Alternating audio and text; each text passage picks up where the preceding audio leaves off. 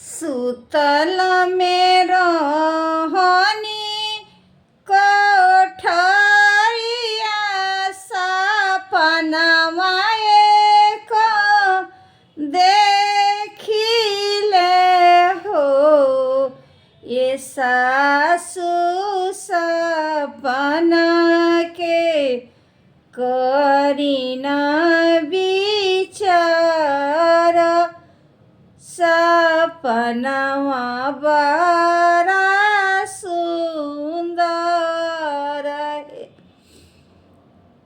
ये सासु सपना के करीना विचार सपनावा बड़ी सुंदर। दुआरा पर देखनी गैया बछरुआ संगे विप्र जनेउआ संगे हो। ये सासु चौका पुराइल बायांगनामा त काला सारा खाइल बाटे हो। ये सासु आमावा जे फरेला घवद सपनावा बारा सुंदर। कहेलु त ये बहुआ कहेलु कोही के सुनाएलु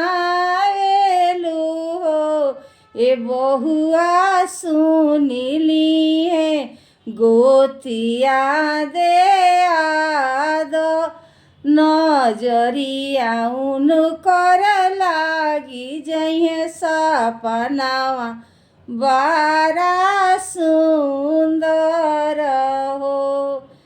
ए बहुआ सुनिली है गोतिया दे आद नजरिया उन कर लागी जई है। अधेरती बीतल पहर राती अवरुति सर राती हो। ए लालना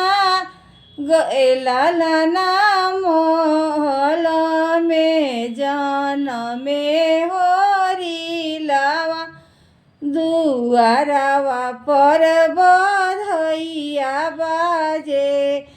ए लालना घरवा में नाचेली नदिया सोइरिया में ढगरनिया नाचे दुआरा पर बधैया बाजे।